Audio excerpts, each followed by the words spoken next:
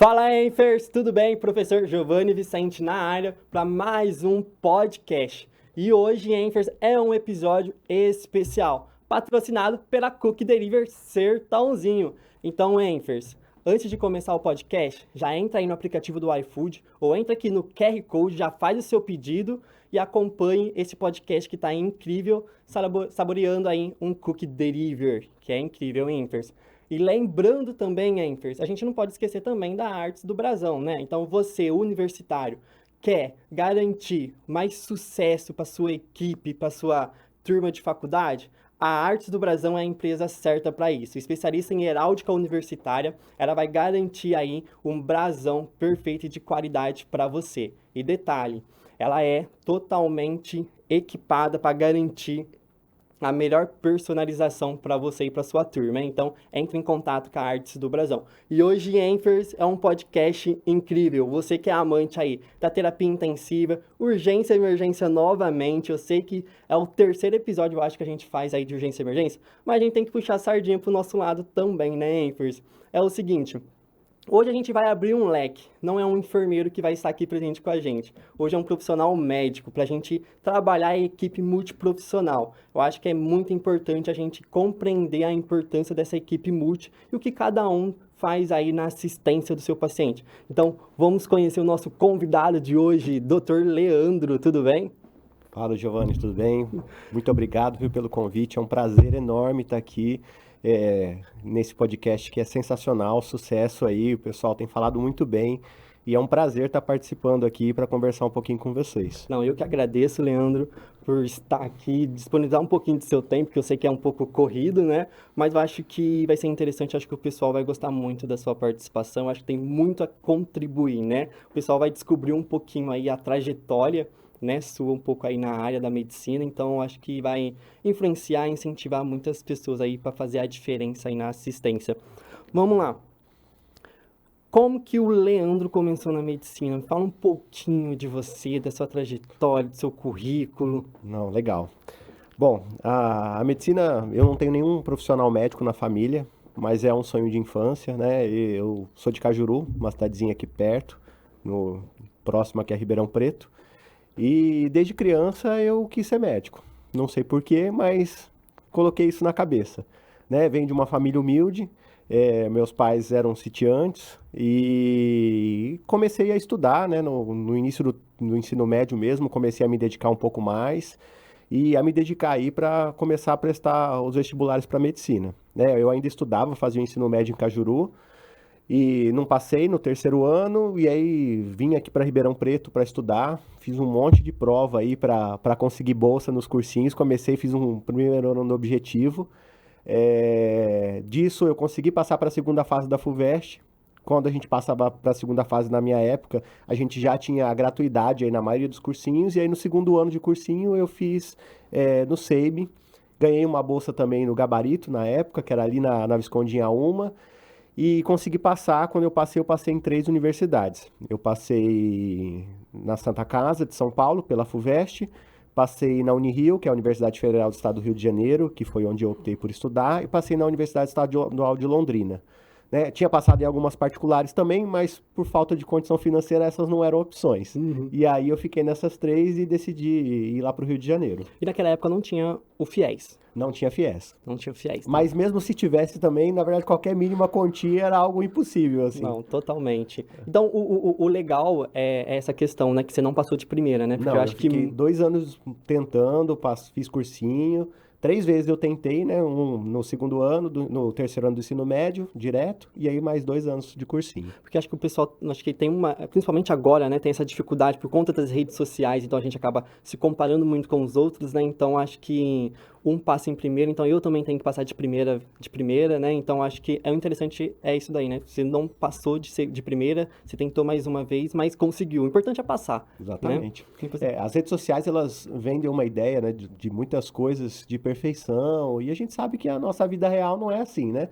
A gente tem que lutar mesmo, tem que estudar muito, tem que sentar a bunda na cadeira e realmente se dedicar muito para conseguir almejar aquilo que a gente quer, independente do que seja, né? Seja uma vaga numa faculdade, numa prova de emprego, numa prova de residência, tem que ter muito esforço Essa mesmo. questão que você falou de sentar a bunda na cadeira é a minha filosofia de vida, né? Porque geralmente as pessoas ao meu redor sempre falam, né? Ah, você é muito inteligente, inteligente. Eu sempre falo, não, não existe uma pessoa inteligente, existe uma pessoa capaz de sentar a bunda na cadeira e estudar, né? Lógico que tem aquelas pessoas que têm umas habilidades mais afloradas, vamos dizer assim, mas nada que você não consegue compensar com uma rotina de estudo ali, uma questão de.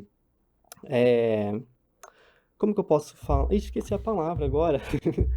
Não é obediência ali, né? De disciplina. Disciplina, isso. Isso. Uma disciplina de você sentar, porque eu acho que a dificuldade pessoal, acho que é isso. Acho que tá tão. Essa questão de ansiedade, né? Tá tão. Se 24 horas tem que ficar disperso, não, eu preciso disso, disso, que as pessoas não conseguem ter uma disciplina agora de sentar, se acalmar e estudar, né? E após a faculdade, né? Você foi pro Rio de Janeiro.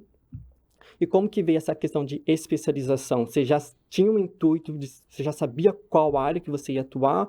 Ou foi ali cada semestre, foi uma área diferente? Porque acho que geralmente é isso, né? Cada semestre tem uma disciplina, eu quero fazer isso, muda o semestre, já é outra. Exatamente. Não, eu comecei a faculdade na certeza que eu ia ser cirurgião, né? E eu queria ser cirurgião cardíaco. Comecei a faculdade com isso e fui até o quarto ano nesse pensamento. Mas eu sempre gostei de paciente grave, né? Até a especialidade cirúrgica da cirurgia cardíaca é aquele paciente crítico.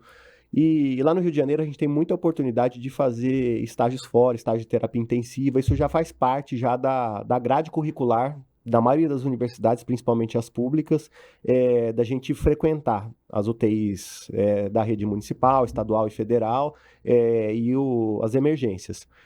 E eu dei muita sorte que um dos estágios que eu fiz foi no Instituto Nacional de Cardiologia, né? Que é uma instituição que eu tenho o maior respeito, assim, devo muito à minha formação lá. Eu fiquei 2 anos de estagiário bolsista nessa instituição e lá eu consegui enxergar que a cirurgia cardíaca não era para mim. E aí eu comecei a falar, não, isso não é para mim, eu quero fazer hemodinâmica.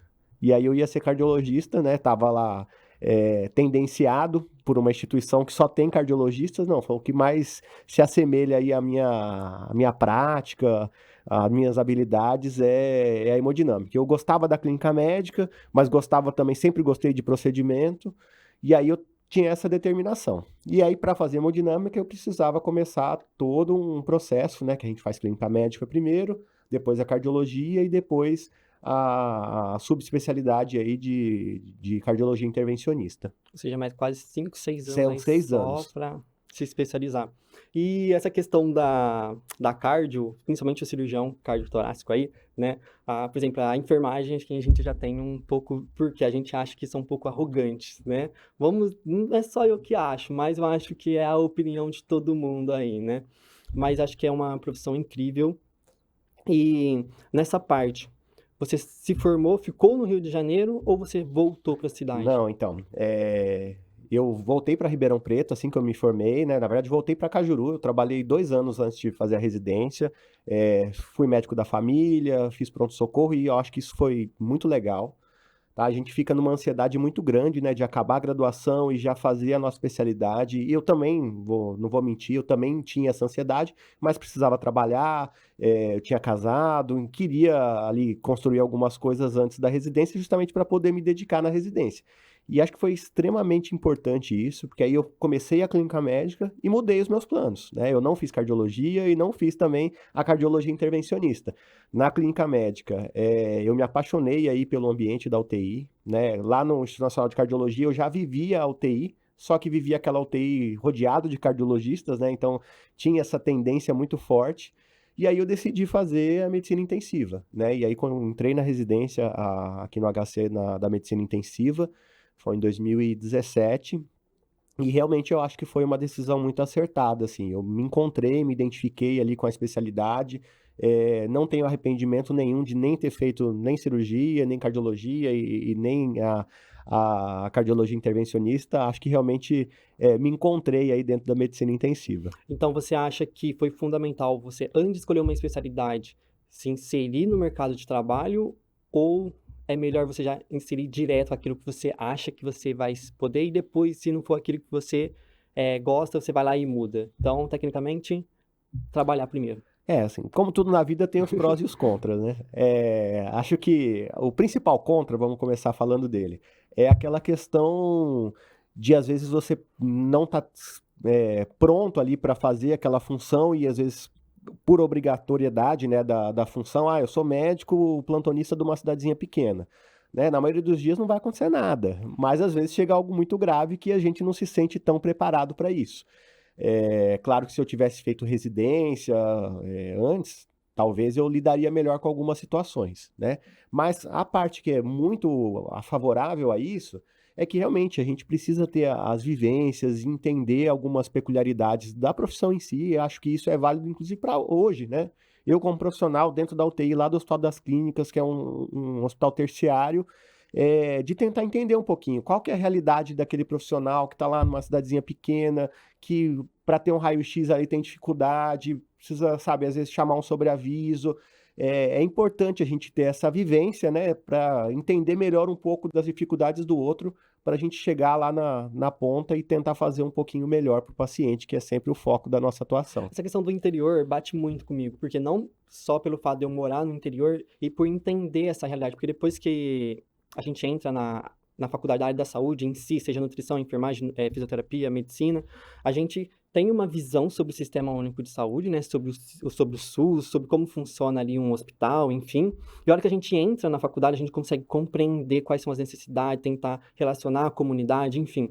E eu sempre tive essa paixão e sempre tive esse objetivo de sempre me capacitar, sim, nos melhores centros de tecnologia, mas pegar essa tecnologia e adaptar para a realidade do interior, né? Porque quando a gente fala de profissionais de excelência, o pessoal já liga isso a profissionais da capital, né?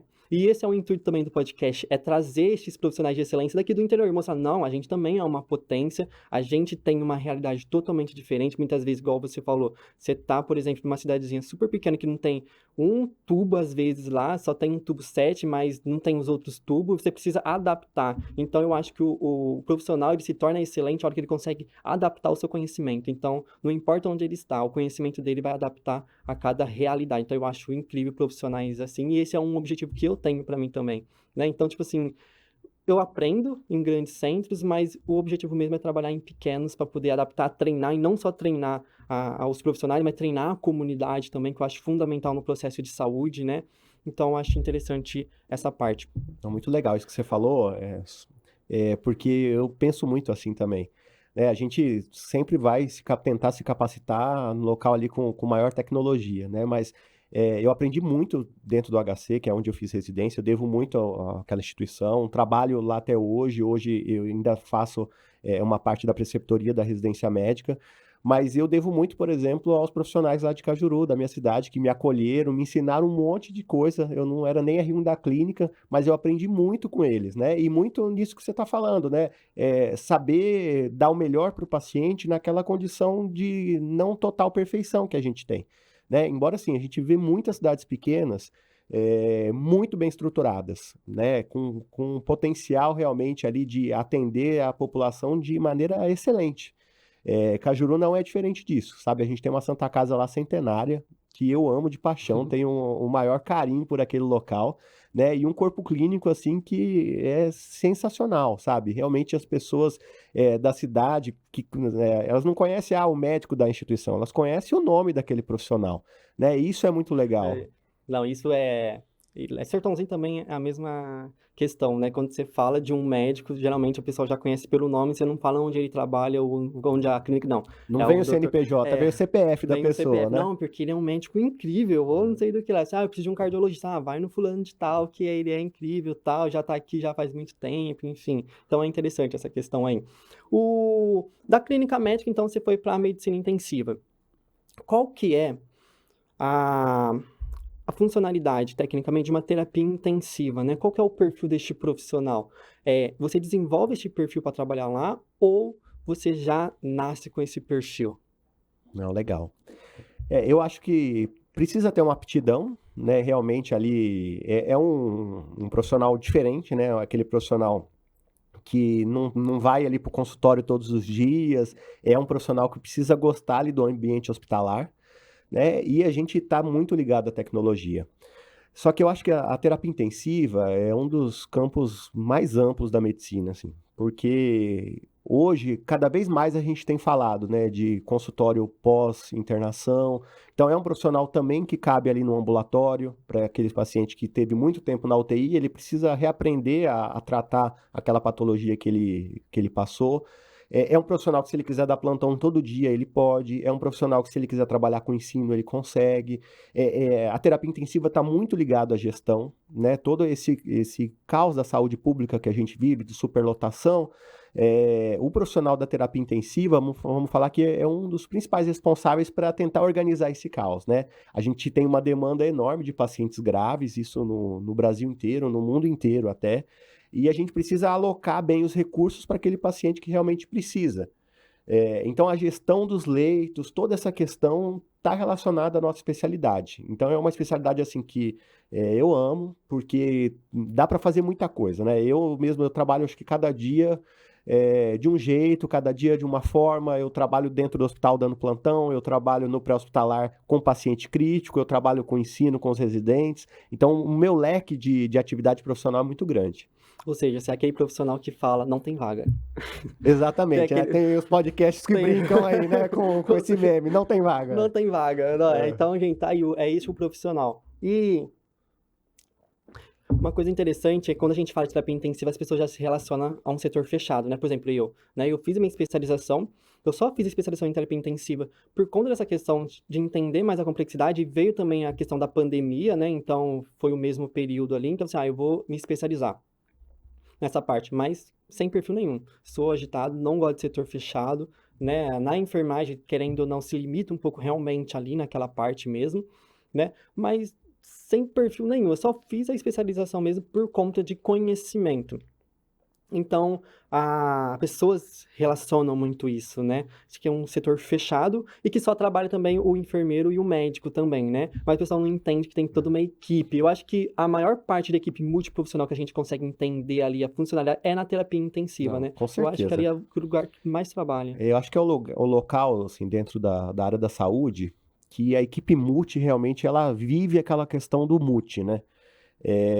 O que você falou assim, o médico e o enfermeiro é uma parte do cuidado do paciente, mas a gente tem ali uma equipe enorme, né? Eu tenho dentista, eu tenho fisioterapeuta, eu tenho TO, eu tenho nutricionista, tem muita gente envolvida mesmo. E esses dias até eu estava passando visita no hospital privado que eu trabalho, e a gente passa todo dia visita com a equipe multi, né?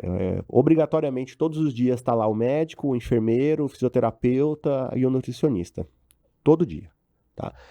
E esses dias a gente estava passando visita e eu vi a moça que é responsável da limpeza, ela estava fazendo uma terminal de um leito, e ela com um afinco, assim, limpando parede, e ela enrolou um Perflex no todo e limpando aquela partezinha de cima ali do leito.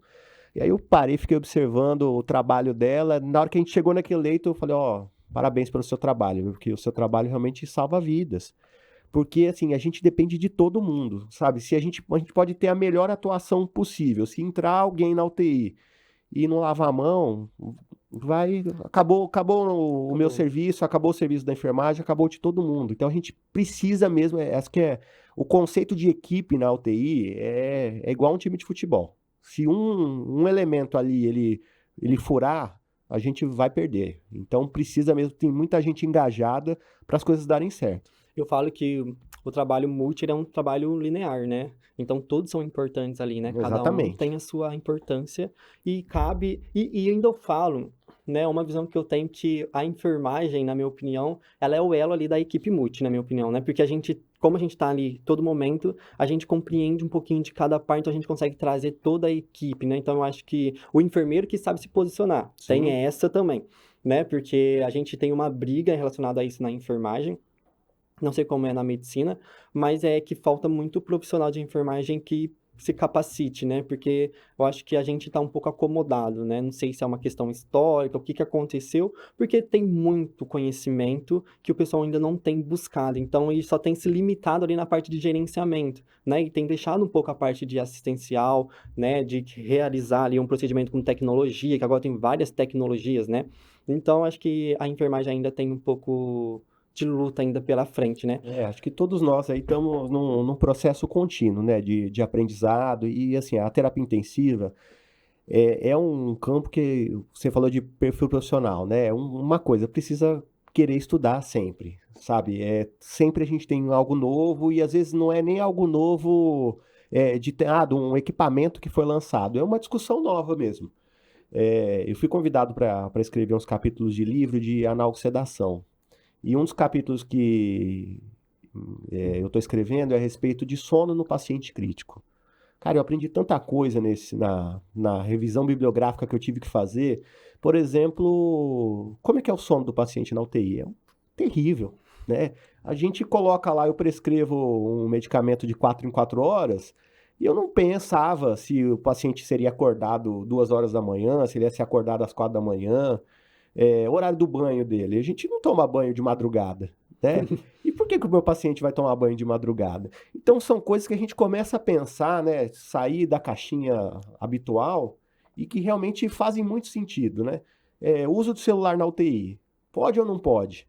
Né? A gente tinha aquela... não, ó, vai fazer interferência ali no monitor. Não tem Esse nada a ver, né? A gente está usando o celular, o paciente não pode por quê? Né? E aquilo faz parte da gente, assim, quanto tempo a gente consegue ficar sem o celular hoje? Aí o cara tá lá acordado, né, ansioso pelo problema de saúde dele. Aí a gente tira ainda uma fonte de distração dele, né? Então, cada vez mais a gente tem discutido isso, inclusive como sociedade, tá? Na AMIB, eu faço parte de um grupo da AMIB que chama Inova, que é formado por jovens intensivistas, e dentro do Congresso Brasileiro a gente tem as mesas de discussão ali. E o objetivo é ser mesas de inovação. E uma das mesas, aí já um spoiler do congresso que vai acontecer em novembro em São Paulo, é esse: é qualidade de sono na UTI, é humanização na UTI, para abordar esses tipos de questões que realmente a gente precisa pensar. Mas essa aí que você pegou, interessante, essa percepção que você pegou do celular, é muito nossa fala, né? Porque geralmente, não pode usar porque vai dar interferência no monitor, aí se o paciente tá acordado e tem um entubado do lado, o paciente tá apitando porque é o celular. E a gente profissional e a gente aqui mexendo e assim, mexendo às vezes com necessidade, né? Hoje a gente passa muitas informações para médico assistente, um por outro da equipe via celular. Então é algo que não tem como mais a gente se dissociar disso, né? Imagina o professor Giovanni Vicente dentro da UTI sem celular 24 horas por dia. Não dá, não dá. E mais uma questão, tipo assim, que eu luto bastante, principalmente com a minha equipe, é o quê? Como meio de transmissão, né? Por exemplo, a gente vamos falar da terapia intensiva, então você tá mexendo ali no celular, por exemplo, eu gosto muito de anotar as minhas coisas no bloco de nota, que eu acho muito mais fácil. Né? Então eu faço minha assistência no paciente, vou lá mexer no celular, coloco no jaleco. Aí eu vou mexer no outro, pego o celular. Então você tem um meio aí de infecção cruzada, né? Então o pessoal precisa compreender essa importância que também é um meio de infecção. Então acho que o pessoal não tem essa compreensão. Sim.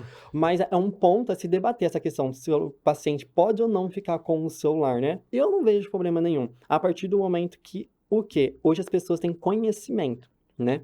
Então, tudo é processo para elas, né? Então, ela não compreende. Então, ela vai ver eu tô com o celular, então eu tô passando um caso, entrando em contato com alguma questão ali. Então, até então, eu tô na rede social, né?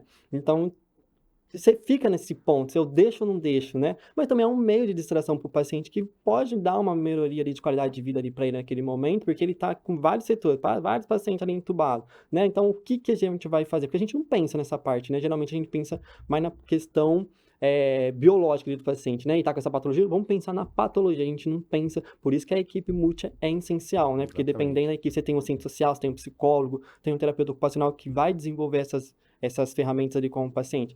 É um ponto a se discutir isso daí. E tirar aqueles papelzinhos, porque eu também não gosto daqueles, proibido celular, proibido falar alto, proibido não sei do que lá. Eu acho que, tipo assim, acompanhante, sim, proíbe celular, na minha opinião.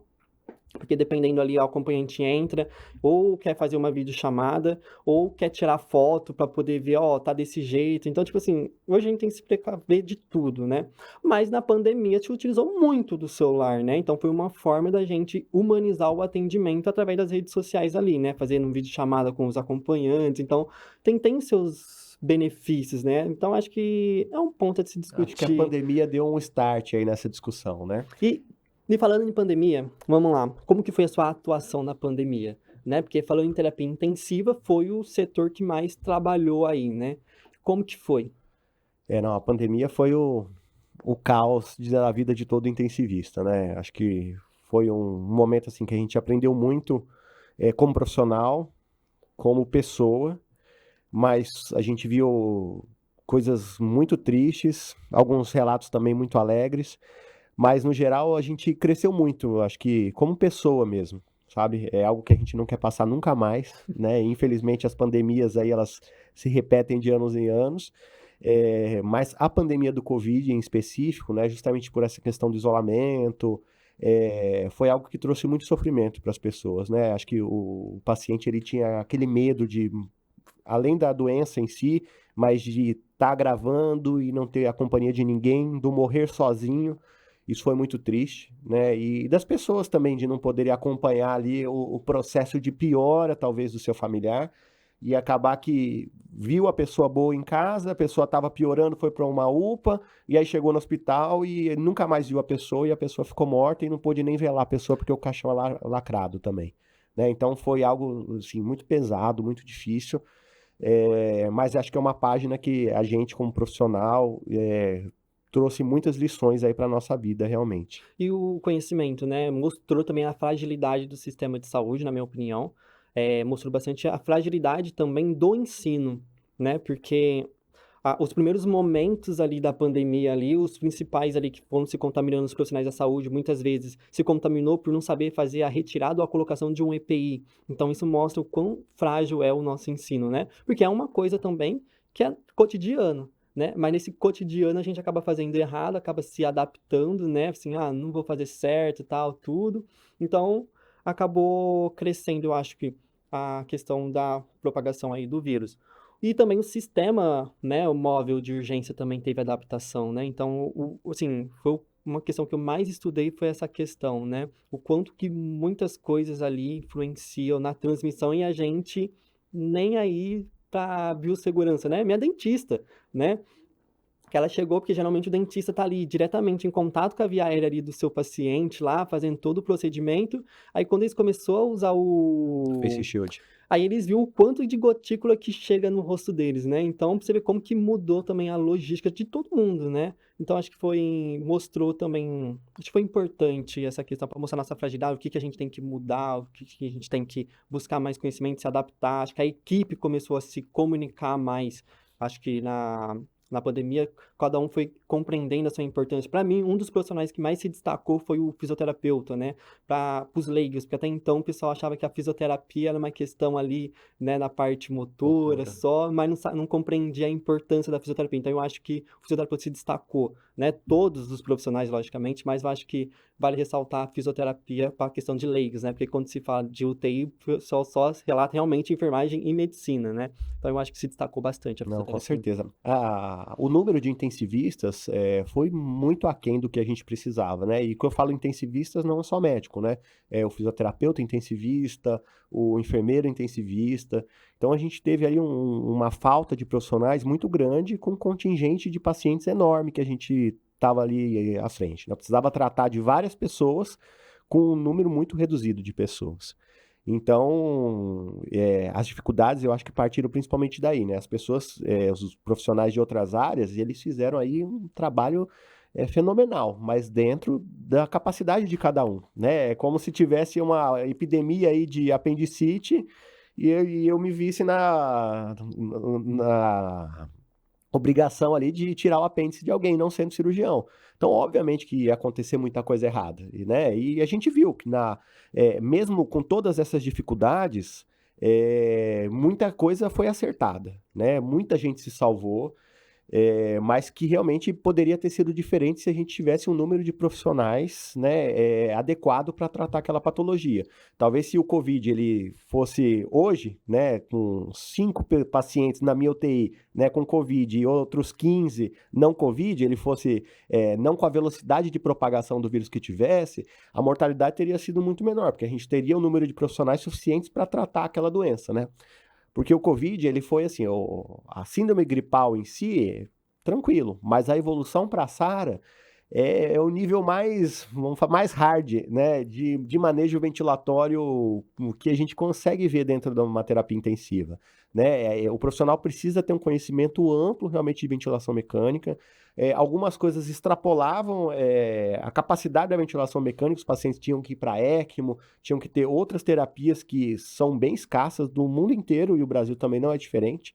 Né? Então, acho que realmente a dificuldade do Covid foi isso, pelo número de pessoas atingidas de maneira tão grave ao mesmo tempo. Né? E Ribeirão Preto é um polo de saúde. A gente tem aí 4 faculdades de medicina, eu tenho bem mais de 200 leitos de terapia intensiva na cidade e veio muita gente de fora, tanto da região, no hospital privado que eu trabalho, e veio gente de Manaus naquela leva de pacientes quando faltou oxigênio, a gente recebeu acho que 4 pacientes de Manaus. Né? Então veio muita gente para cá mesmo para ser tratado e a gente já estava aí num sistema bem superlotado como o Brasil inteiro estava. Né? E tirando essa questão dos recursos de profissionais, o que você acha que contribuiu para esse número grande de óbitos que teve na pandemia? O desconhecimento da própria fisiopatologia da doença, né? A gente estava tratando uma doença que até então a gente não conhecia nada. O vírus é um desafio, né? O antibiótico para bactéria, a gente sabe o que usar, né? Quando a gente tem uma bactéria, uma infecção bacteriana, mas o vírus é aquela medida de suporte. E a gente não sabia direito como que seria a evolução. Então a gente começou a fazer algumas coisas baseadas na literatura que tinha, a gente chegou a usar cloroquina, inclusive no HC, depois saiu os estudos mostrando que a cloroquina não tinha uma eficiência que a gente esperava, deixamos de usar, para no final ver que realmente o que funcionava era o corticoide e aquelas terapias, né, de Paxlovid, de Baricitinib, as terapias que a gente tem hoje, foram muito posteriores, né? Muita gente já tinha morrido aí com o andar da pandemia. Então, acho que você tratar uma doença que até então você não conhecia, que foi um grande desafio. E sem falar das variantes, né? No começo da pandemia, a gente realmente tinha quem que era acometido ali e morria. Era aquele paciente muito idoso, muitas comorbidades, aquele paciente assim, que qualquer infecção, que fosse Covid ou não, ele teria uma alta chance de óbito. Só que o vírus começou a se mutar, né? E aí começou a morrer gente jovem. E algumas situações, assim, alguns períodos, realmente os pacientes, eles parecia que a gente apertava eles e escapava pela nossa mão, sabe? O paciente, ele estava no catéter nasal hoje, amanhã ele estava na máscara de reservatório, no outro dia ele já estava entubado dialisando e no outro dia ele morria. Veio nessa virulência realmente muito alta aí da doença. Então, essas dificuldades que a gente teve foram realmente as principais, né? E sem falar todo no estresse emocional. Porque hoje eu estava bem, mas e aí, amanhã, como será que eu ia estar, né? Todo mundo, acho que era profissional da saúde que trabalhava com doente com Covid, né? No começo da pandemia, eu vou sair de casa, não vou, porque como que vai ficar a contaminação da minha família? Eu fiquei sem ver minha mãe presencialmente, assim, por mais de ano, né, com Covid. Todo dia eu mexia com um paciente com Covid. Como que eu garantia se eu estava contaminado ou não, né? Então, acho que a carga emocional foi muito grande. E sem contar, né, com aquilo que a gente já comentou, as videochamadas, tudo isso era muito triste, assim, muito pesado, né? Você pegar, os pacientes, eles eram entubados, lúcidos, né, conscientes. O problema dele era insuficiência respiratória só, né? Mas a consciência estava preservada, né? Quantas vezes eu escutei, doutor, eu vou voltar a viver? A gente esperava, né? Mas não dava para garantir. Não dá pra Porque, como eu garantir. falei, a doença era muito agressiva, né? As videochamadas realmente era um negócio que era muito emocionante, né? Eram chamadas de despedida mesmo. Eu tive caso de paciente que fez a gente esperar para entubar, de assinar um talão de cheque inteiro para deixar para a família, né? Para passar senha de banco para a esposa. Então era um negócio muito pesado da gente vivenciar isso, né? Teve época que aqui em Ribeirão Preto realmente uma superlotação de extrema, que a gente não tinha realmente onde mais colocar a gente, né? Quando a gente estava no SAMU, era aquele dilema de Sofia, né? Sempre. Quem que vai para o hospital agora, quem que não vai, tava todo mundo grave e a gente sempre tentando fazer o melhor ali para atender o maior número de pessoas, realmente colocar as pessoas certas no local certo, no tempo certo, que é a nossa visão e missão dentro do SAMU. E o que você acha que a pandemia deixou de ensinamento pra gente? Acho que deixa um legado muito importante, né? Principalmente da gente ter essa humanidade, né? A gente não é ninguém. Hoje a gente está com saúde e amanhã a gente pode cair ali num leito de hospital. e a questão da morte aí como sendo uma possibilidade, né, que a gente antes talvez não pensava de maneira tão rápida, acho que ficou isso muito claro para a gente, né, da necessidade da gente contar uns com os outros, né, de ser uma equipe unida ali dentro da instituição. Acho que também a questão do desacelerar um pouco da nossa vida, né, principalmente as empresas aí que possibilitam o trabalho remoto, foi uma sacada aí que a pandemia trouxe um gol de placa mesmo, né? Por que que eu trago todo mundo para dentro do escritório, ficar todo mundo junto? A pessoa gasta deslocamento, gasta ar-condicionado da empresa, gasta luz, se ela às vezes pode produzir o mesmo em menos horas dentro da casa dela. Então é um negócio fenomenal, né? Você poder não expor a pessoa ao trânsito, não poder expor a pessoa ali ao contágio de outras doenças, em outras possíveis epidemias menores que a gente tenha. Então acho que esse legado aí que trouxe para a sociedade como um todo, né? Da gente encurtar distâncias com reuniões online, diminuir custos, né? Até custo ambiental. A gente estava assistindo uma aula essa semana do professor lá do HC que estava falando dessa questão do impacto das nossas ações dentro do meio ambiente. Né? E às vezes eu preciso pegar, ir num congresso em Porto Alegre, um exemplo. Quanto de CO2 que a gente descarrega e todo mundo de avião para lá, todo mundo de carro, né? É um impacto enorme no meio ambiente. Hoje eu posso pegar e assistir da minha casa, dentro do celular. Claro, como tudo tem os prós e os contras, né? A gente não vai ter aquele calor do evento, mas eu reduzo muito ali o meu tempo despendido para ter aquela informação que eu quero e o custo ambiental, como eu já falei. Acho que então teve muita coisa positiva que a pandemia deixou, né? E talvez essa deixada aí vai ficar pro resto da vida. E eu acho que a telemedicina também melhorou bastante, né? Acho que foi bastante divulgado, então hoje você tem bastante profissionais fazendo essas consultas online, a melhoria também foi melhor, né? A única coisa que, para mim, não foi bom foi a questão do ensino, né? Porque eu acho que as faculdades, né? Eu peguei o meu último ano de faculdade, então tecnicamente tive que parar, me formar só no próximo ano. Mas algumas aulas que a gente tinha que ter, então, tipo assim, a faculdade disponibilizava de recursos, né, ali para ter, né, para ter uma melhor qualidade de ensino, porém o aluno não tinha uma disciplina, porque muitas vezes não tem a disciplina de cada dentro da sala de aula, né, não presta atenção, não faz isso, não faz aquilo, agora imagina dentro de casa, né, para aprender. Então eu acho que se formou alguns profissionais com mais déficits ainda, né. E aí, qual era a sua opinião, pegando essa questão que você é preceptor, professor, a sua opinião dessa formação antecipada, né? Porque tanto a enfermagem, fisioterapia e medicina e farmácia, né? Tinha a autorização aí do MEC de se formar aí quase um semestre antes, né? Ou tem uns que não fizeram nem quase o último ano, né? Por conta dessa escassez de profissionais. Mas qual que é a importância? Porque a gente tem uma escassez de profissionais, né?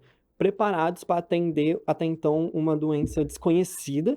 E aí, qual é a diferença de entrar profissionais novos que ainda não estão preparados, querendo ou não? Vou colocar que eles não estão preparados, porque a hora que a gente se forma, acho que a gente não está preparado ainda, na minha opinião.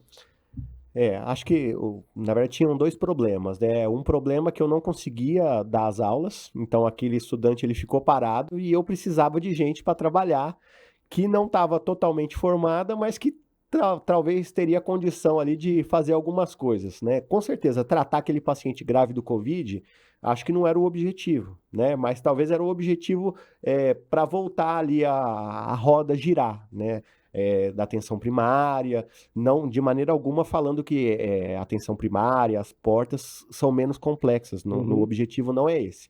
É que a gente é mais bem formado, né, nesses campos, acho que a faculdade inteira treina a gente para algumas áreas da medicina, né? Acho que o médico no Brasil como um todo, ele é treinado para trabalhar com saúde coletiva, acho que essa questão de SUS, principalmente por cair aí nas provas de residência, a gente tem isso muito Eu acho que forte. todas as profissões, a área da saúde, é tudo voltado para o SUS mesmo, na minha Exatamente. opinião, não é bem essa também. Mas com o que você falou dos déficits de ensino, na época começou a pandemia, eu era docente de um curso de medicina e a disciplina que eu lecionava era habilidades em emergência.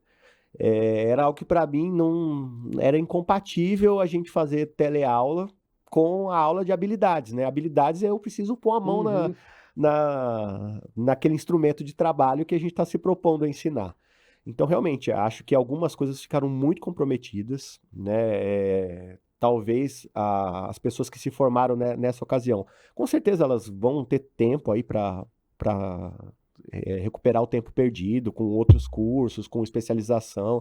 Acho que o profissional não vai ficar com um déficit permanente, mas na ocasião, com certeza ali foram profissionais que precisavam correr um pouco mais atrás, porque até então era uma metodologia de ensino que a gente não tinha.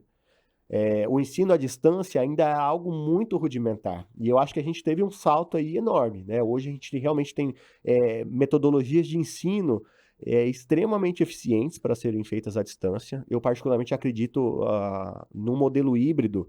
Eu acho que é o ideal na formação. Eu fui para a faculdade talvez um monte de dias terem aulas que muito facilmente eu poderia ter assistido dentro da minha casa, né? Sem ter pegado trânsito, sem ter ocupado ali um espaço de pessoas que precisavam estar na rua e eu não precisava estar. Uhum. Mas algumas coisas realmente eu preciso ter visão, ter a visão direta da coisa, né? Eu preciso colocar a mão, acho que a medicina, a enfermagem, a fisioterapia, as áreas da saúde como um todo, elas são muito práticas. Então eu preciso realmente ter essa parte manual, né, do meu aprendizado. Falando nessa parte de metodologia de ensino, vamos fazer a questão da pesquisa, né? Você acha que a pandemia mostrou a realidade da pesquisa brasileira, que precisa mais de investimento, nem todos, né? Eu vim de faculdade privada, fui bolsista, né? Ganhei bolsa pelo ProUni, porém a minha faculdade não tinha iniciação científica, né? Aí a gente foi, porque depois que eu descobri que era um dos critérios para poder ganhar pontuação na residência e tal, aí que você vai entender o que que é. Aí a gente ia cobrar a faculdade tava nem aí para você, né? Então eu acho que a pesquisa brasileira ainda tem esse déficit, não é todo mundo que tem acesso ainda, né? Principalmente nas redes privadas, né? É mais voltado pesquisa para rede pública, né? Eu acho que o forte da rede pública é isso daí. Você acha que deve ter mudado alguma coisa relacionada à pesquisa? O pesquisador no Brasil é um herói, né? Eu tive uma experiência, tenho ainda na pesquisa científica, eu acabei meu doutorado no ano passado, e a minha percepção é que para a gente fazer pesquisa no Brasil, realmente, assim, o meu trabalho braçal, a gente precisa realmente correr muito mais atrás para as coisas darem certo.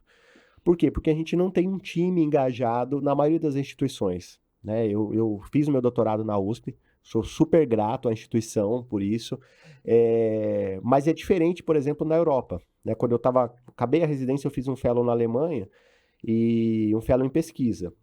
E lá a gente tinha toda uma equipe, um time mesmo envolvido na pesquisa, né? Vai rolar uma pesquisa sobre SARA. Inclusive, foi SARA que a gente estudou lá muito antes do Covid, né? Então tinham várias pessoas ali do administrativo mesmo envolvidos na coleta de dados e muitas coisas que não eram profissionais da área da saúde, coisas que não precisavam ser um médico, um enfermeiro para fazer aquela coleta. E a gente fazia só aquela parte fina ali da pesquisa que precisava ali ser um profissional da saúde para fazer aquela interpretação, né? No Brasil é totalmente diferente. Eu que imputava os dados lá no meu banco de dados, eu que construí o meu banco de dados.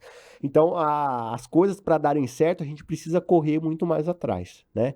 E talvez seja por isso que os estrangeiros gostem tanto da gente, né? Quando a gente vai para lá, vê que a gente realmente está muito comprometido com aquilo, né? Com dar certo. Porque cada paciente que a gente conseguia concluir no protocolo inteiro, por exemplo, do meu doutorado, era uma vitória. Porque eu precisava precisava dar ajuda de um monte de gente para dar certo, selecionava o paciente, e aí o paciente tinha que seguir 7 dias.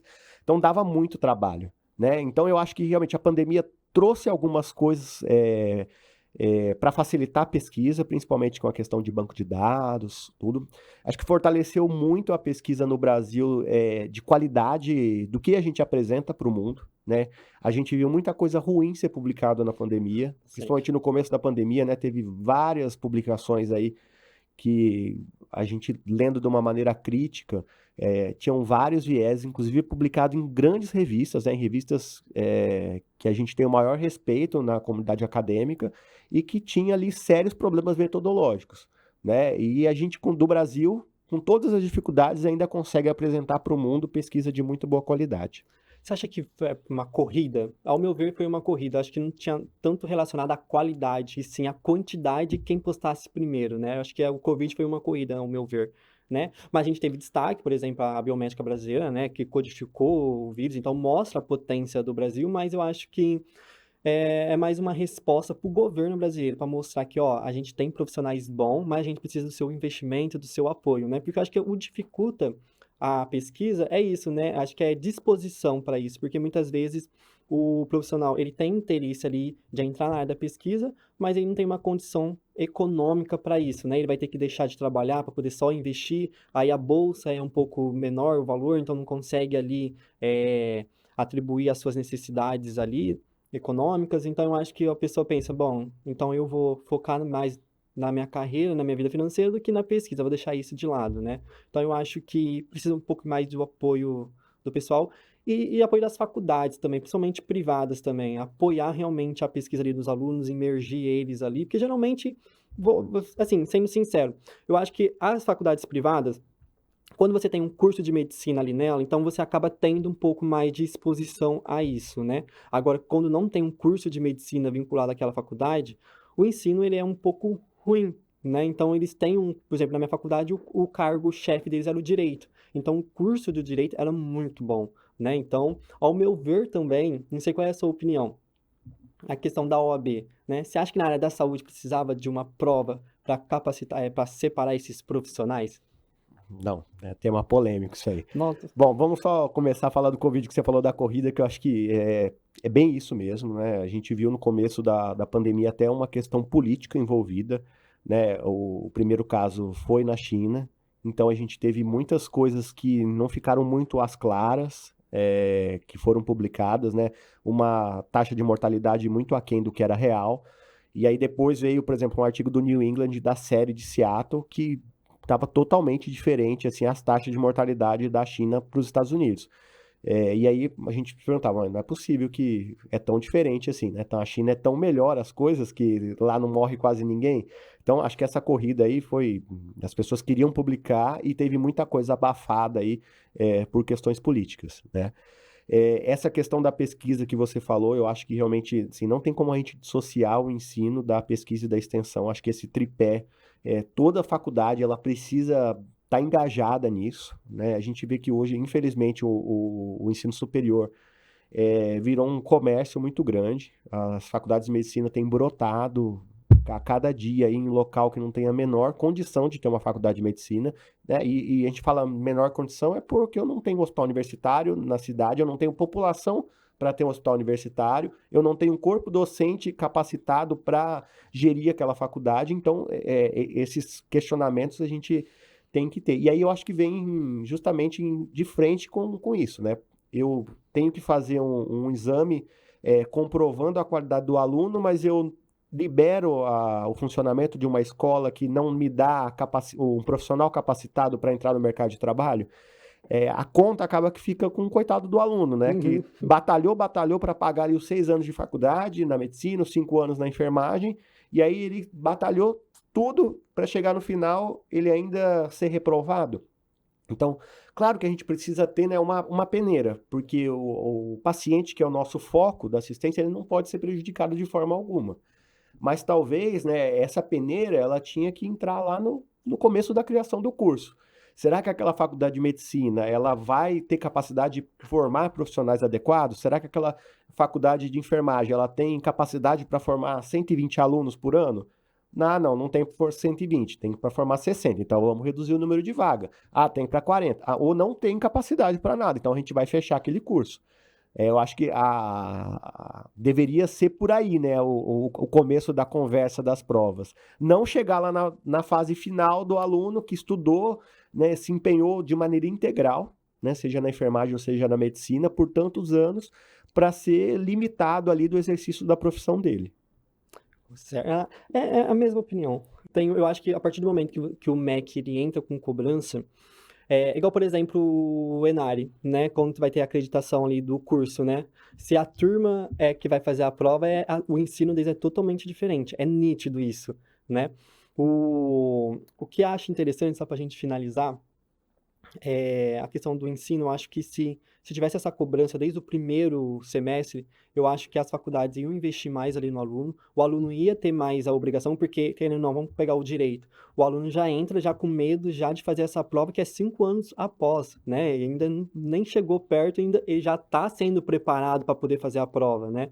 E não é só uma questão de prova, né? É uma questão de dar mais confiança, porque eu acho que, principalmente no setor de urgência e emergência, não tem tempo de pesquisar num livro, né? Tem que estar ali, preparado para aquela situação. E deixar essa situação só em cima do médico, porque eu acho que a cobrança é essa, né? Quando você está dentro de uma equipe de uma urgência e emergência, assim, eu não vou me capacitar porque quem tem que tomar a decisão é o médico, ele tem que pensar rápido. Pô, mas não, mas agora tem um fisioterapeuta numa parada, agora o enfermeiro que atua, né, em todas as emergências ali, não é só deixar a responsabilidade para um, né? É como uma equipe. Eu acho que o pessoal ainda tem essa dificuldade de ver ainda a assistência como uma equipe, né?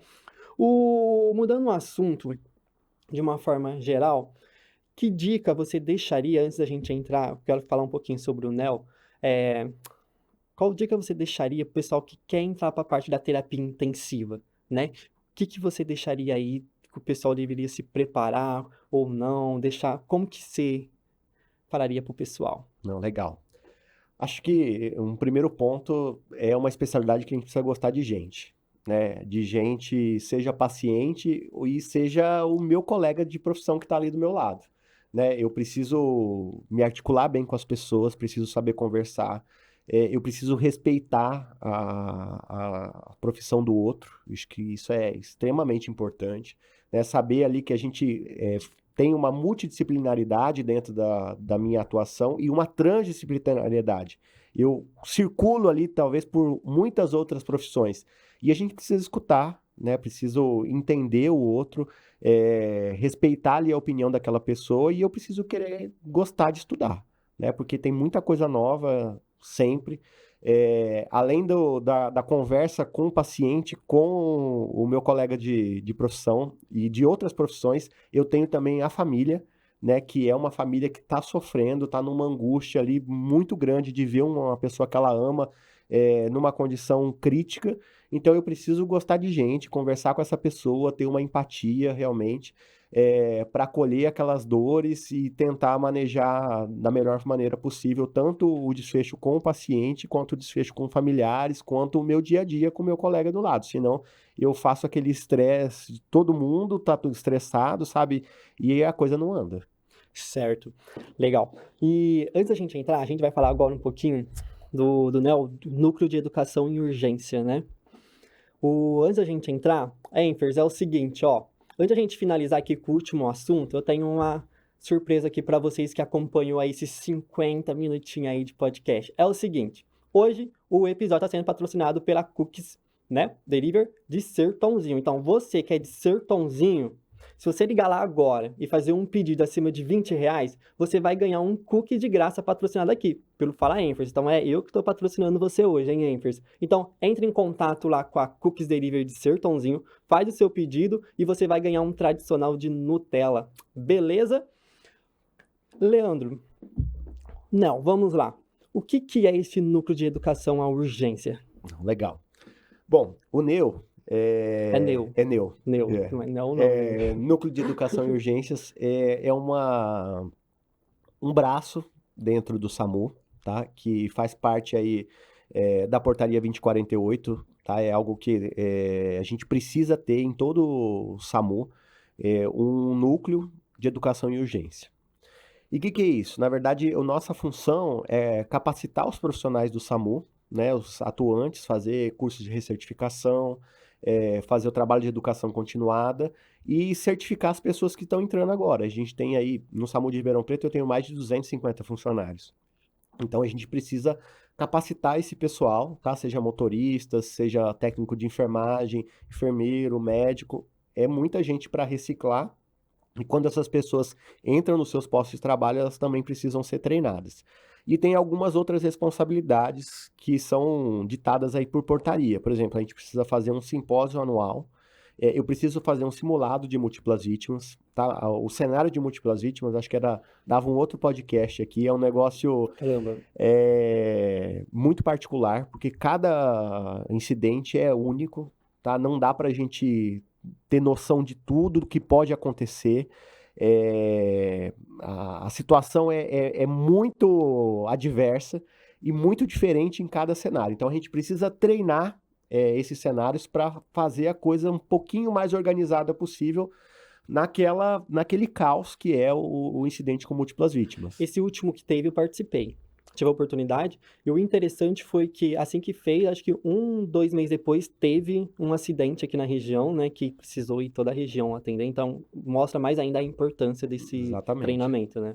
Interessante. E aí a gente também tem a questão social, né? O Neu também, ele abraça o projeto Samuzinho, que é um projeto de extensão para a comunidade, que tem a função aí de treinar crianças em treinamento de primeiros socorros, realmente para que elas sejam difusoras aí do conhecimento para os coleguinhas de escola, para os pais, para que realmente essas ações que deveriam fazer parte aí do currículo escolar sejam difundidas aí para a população. E a gente tem umas histórias super legais, assim, de criança que foi treinada pelo Samuzinho, que desengasgou o priminho, de crianças do Samuzinho que estavam passando na rua e fizeram ali o diagnóstico de uma PCR e começaram a fazer RCP e acionaram o SAMU.